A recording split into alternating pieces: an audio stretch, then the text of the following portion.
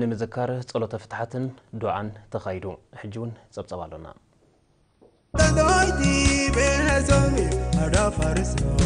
ሐሚዶር ዳይዲ እግነግኒኔ ተረዌቴ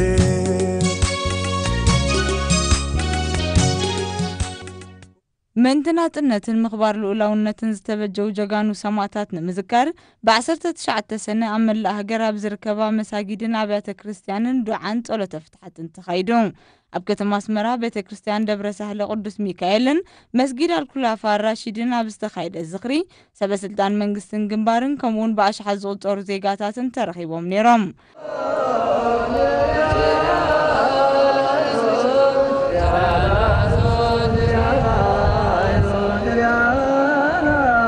ኣብቲ ኣብ ሰዓታት ቅድመ ቀትሪ ኣብ ቤተ ክርስቲያን ቅዱስ ሚካኤል ዝተኻይደ ስነ ስርዓት ብዋና ጸሓፊ ቅዱስ ሲኖዶስ ብፁዕ አቡነ ጴጥሮስ ከምኡን ጳጳስ ሃገረ ስብከት ዞባ ጋሽ ባርካ ብፁዕ አቡነ አትናቴዎስ ዝተመርሑ ሊቃውንቲ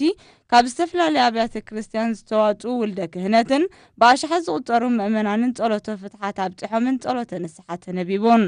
በተመሳሳሊ ኣብ ሰዓታት ድሕረ ቀትሪ ኣብ መስጊድ አልኩላፋ ራሺድን ነዝኽሪ ሰማዕታት ብሼኽ ዓሊ መሐመድ ዓሊ ወኪል ቤት ጽሕፈት ሙፍትን ሼኽ ሳለም ኢብራሂም አልሙኽታር ኣብ ማሕደረ ቤት ጽሕፈት ሙፍቲ ዝተመርሐን በአሽሓት ዝቁጠሩ ምእመናን ዝተሳተፍዎን ናይ ደርስን ዱዓን ስነ ስርዓት ተኻይዱ